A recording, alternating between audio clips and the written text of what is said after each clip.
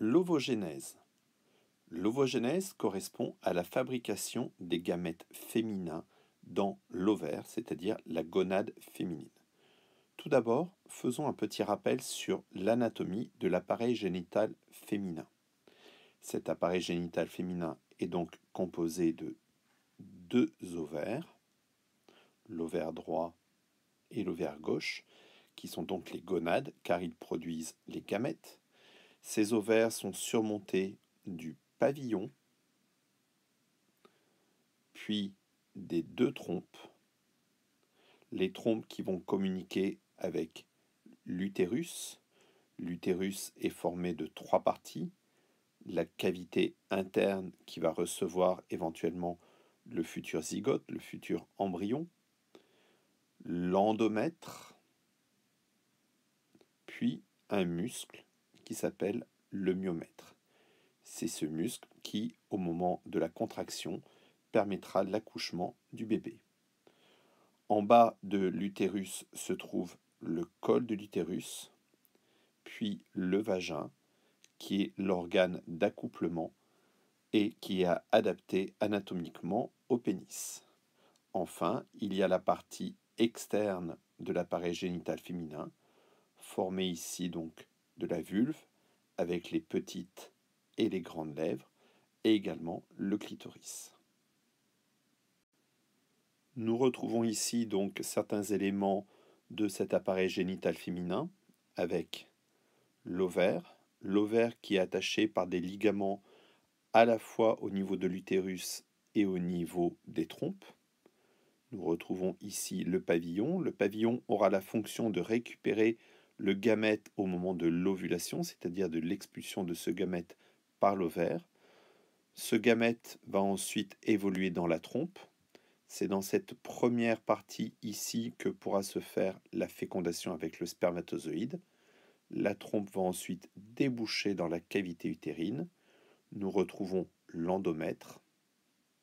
L'endomètre a pour fonction d'alimenter le futur embryon, et s'il n'y a pas eu de fécondation, c'est une partie de cet endomètre qui va être détruit au moment des règles.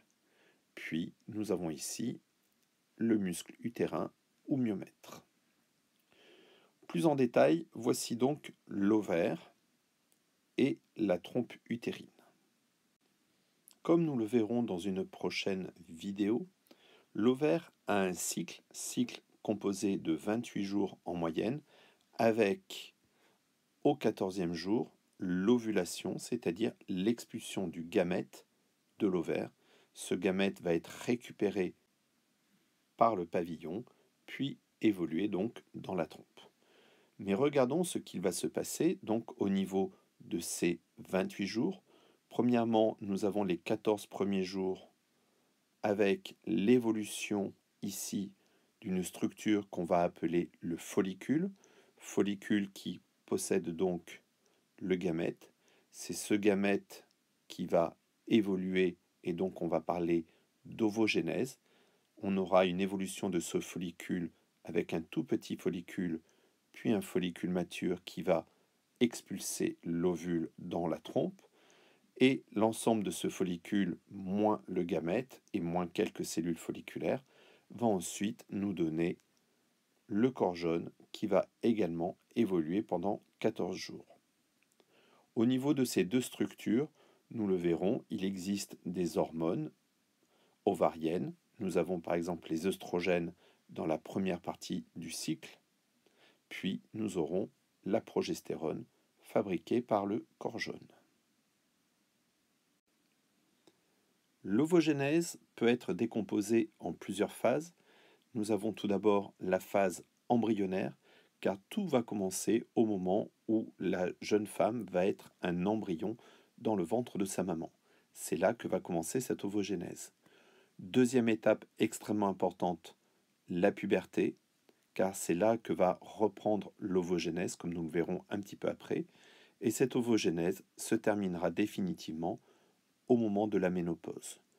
Nous pouvons également souligner l'importance de la naissance, car entre la naissance et la puberté, nous verrons que cette ovogénèse est bloquée.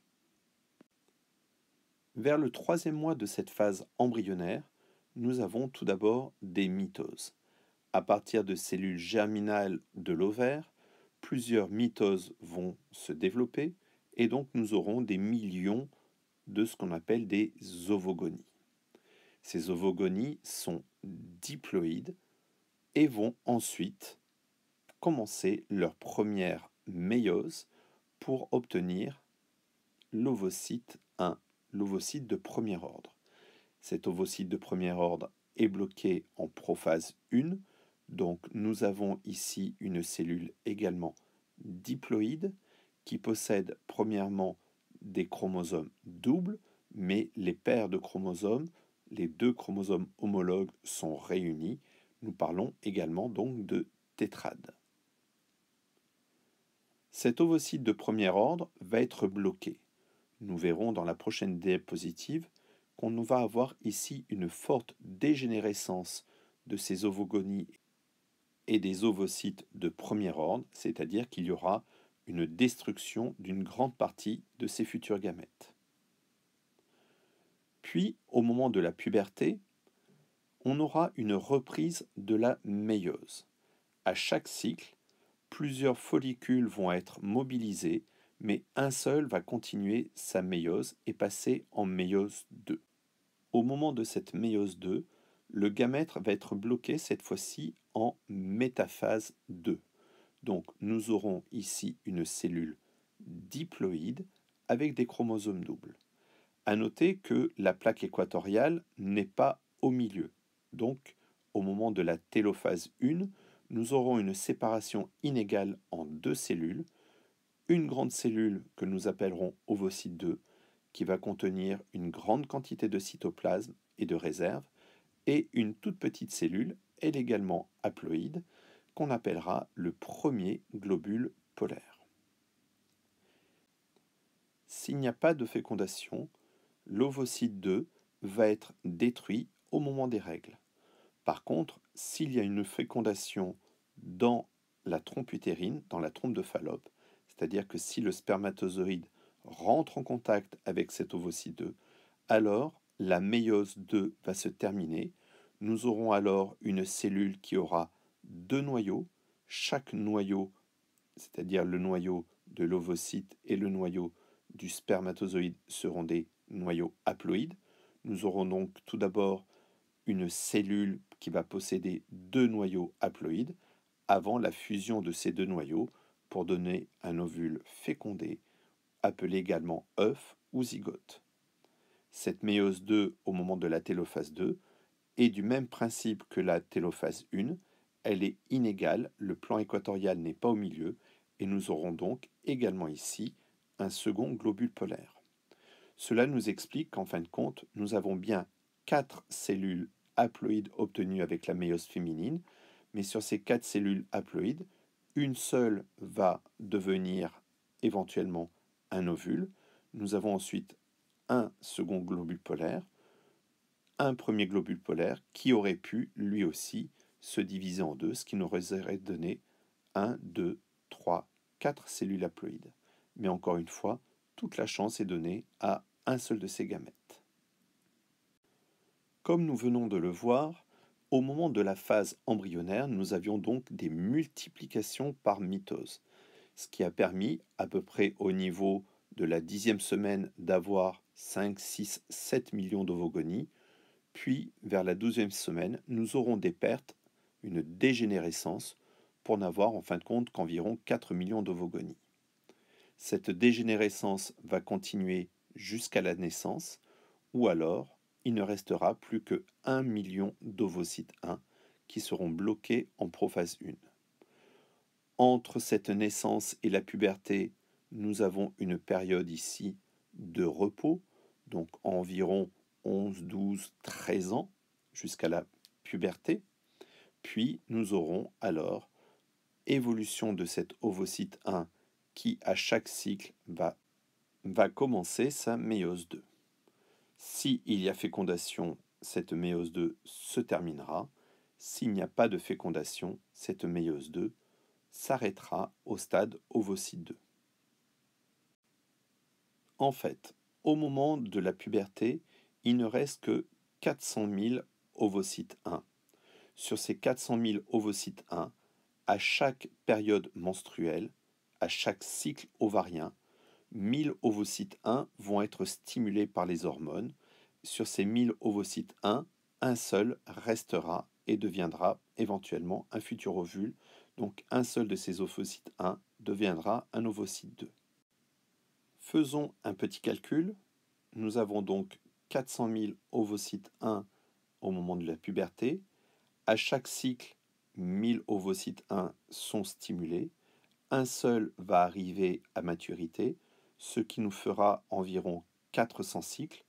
Ces 400 cycles, si on fait une moyenne de 12 cycles par an, va nous donner environ 35 ans à partir de la puberté. 35 ans plus le début de l'âge de la puberté vers 11, 12, 13 ans donnera une ménopause, donc vers 50 ans.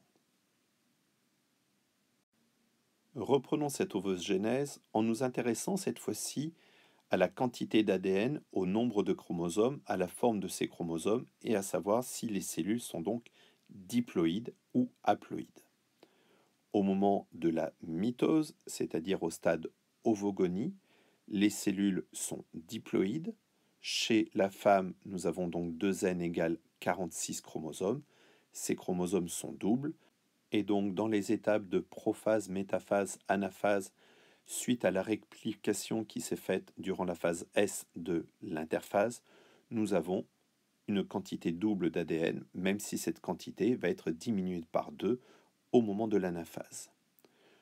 Au stade ovocyte 1, ces ovocytes 1 sont bloqués en prophase 1 de méiose. Nous avons donc toujours une cellule diploïde. Cette cellule diploïde a toujours 46 chromosomes. Comme nous sommes en prophase 1, nous avons bien la double quantité d'ADN et nous pouvons noter également que les chromosomes sont doubles, c'est-à-dire possèdent 2 chromatides, et que les 2 chromosomes homologues, le chromosome maternel et le chromosome paternel, se sont unis. Éventuellement, nous pourrions avoir aussi des entrecroisements, c'est-à-dire des crossing over, et donc que nous avons à ce stade de l'ovocyte 1 des tétrades. Pour l'ovocyte 2, cet ovocyte 2 va être bloqué en métaphase 2, donc c'est le début de la méiose 2. Nous avons eu la télophase, donc nous avons obtenu 2 cellules, le premier globule polaire et l'ovocyte 2. Chacune de ces cellules a N chromosomes, est haploïde. Chacune de ces cellules va avoir également des chromosomes doubles. Enfin, s'il y a eu la fécondation, nous avons la fin de notre méiose 2 avec la télophase 2. Nous avons donc un ovule qui va cette fois-ci avoir des chromosomes simples, mais également donc haploïde, c'est-à-dire N égale 23 chromosomes. Ce graphique nous montre l'évolution de la quantité d'ADN par cellule au cours de la méiose. Nous avons une première étape, donc l'interphase avec sa phase classique G1, puis la phase S avec la réplication de l'ADN et la phase G2. Nous avons ensuite la méiose 1, puis la méiose 2. Plaçons chacun des éléments de l'ovogénèse sur ce graphique. Nous avons donc tout d'abord les ovogonies obtenues grâce à la mitose, les ovocytes 1 qui sont bloqués en prophase 1 de méiose 1 et les ovocytes 2 qui sont bloqués en métaphase 2 de la méiose 2. Les ovogonies ont été obtenues par la mitose. Cette mitose n'est pas représentée sur ce graphique. En fin de compte, ces ovogonies seraient avant l'interphase de la méiose, mais pour simplifier le discours, nous allons quand même les placer avant la méiose 1. Les ovocytes 1 sont au début donc de cette méiose 1, car ils sont en prophase 1. Nous avons une double quantité d'ADN avec des chromosomes doubles réunis en forme de tétrade. Et enfin, nous avons les ovocytes 2 qui sont bloqués en métaphase 2 avec une seule quantité d'ADN, mais également des chromosomes doubles. Pour les ovocytes 1, rappelons donc que nous avons des chromosomes doubles, des tétrades et des cellules diploïdes, 2N égale 46. Et pour l'ovocyte 2, nous avons donc des chromosomes doubles, un seul des deux chromosomes homologues car la tétrade a été séparée, mais donc une cellule haploïde, 2n égale 23.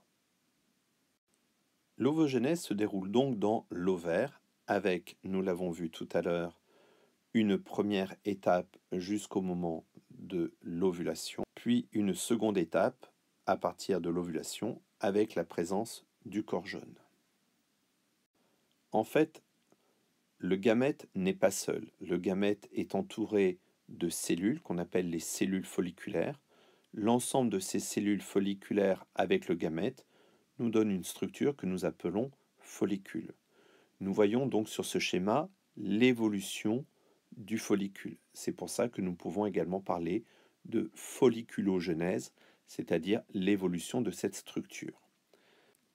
Durant les 14 premiers jours de ce cycle, le follicule va se développer. Nous avons vu tout à l'heure qu'il y avait environ 1 millier de follicules par cycle, donc 1000 follicules primordiaux vont être stimulés par les hormones, mais un seul de ces follicules va ensuite se développer pour grossir, devenir tout d'abord le follicule primaire, puis le follicule secondaire.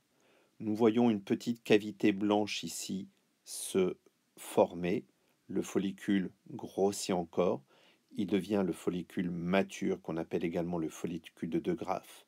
Follicule mature qui va ensuite expulser l'ovocyte 2 au moment de l'ovulation vers le 14e jour.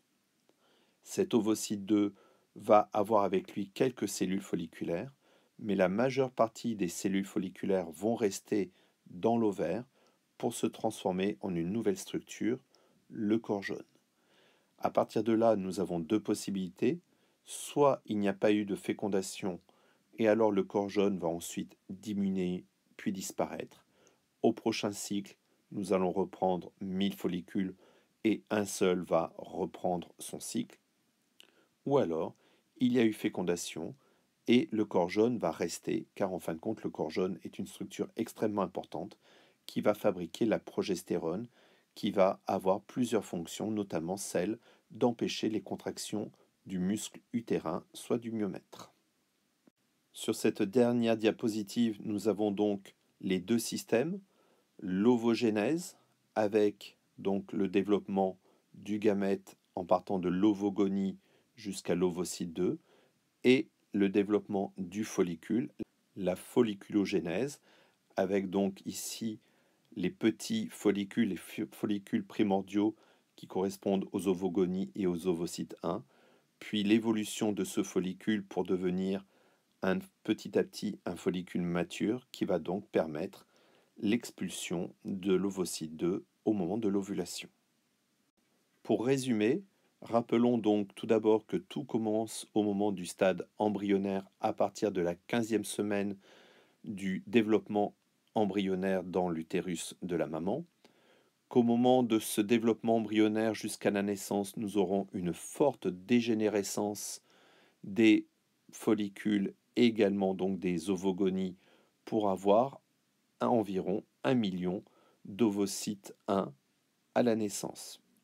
Cette dégénérescence, cette perte des futurs gamètes va continuer jusqu'à la puberté pour n'avoir qu'environ 400 000 ovocytes 1 à la puberté. À chaque cycle, 1000 ovocytes 1 vont être mobilisés, vont être activés par les hormones, mais un seul de ces ovocytes 1 va arriver jusqu'au stade ovocyte 2. Il y a donc environ 400 cycles possibles, soit 400 ovocyte 2, et tout va donc se terminer au moment de la ménopause. Il existe une période qu'on appelle préménopause, parce qu'en fin de compte, moins il y a de follicules dans l'ovaire, moins cet ovaire va être stimulé, va être actif, et donc petit à petit, la période de fertilité de la femme va diminuer à partir de 40-45 ans pour se terminer donc définitivement au moment de la ménopause.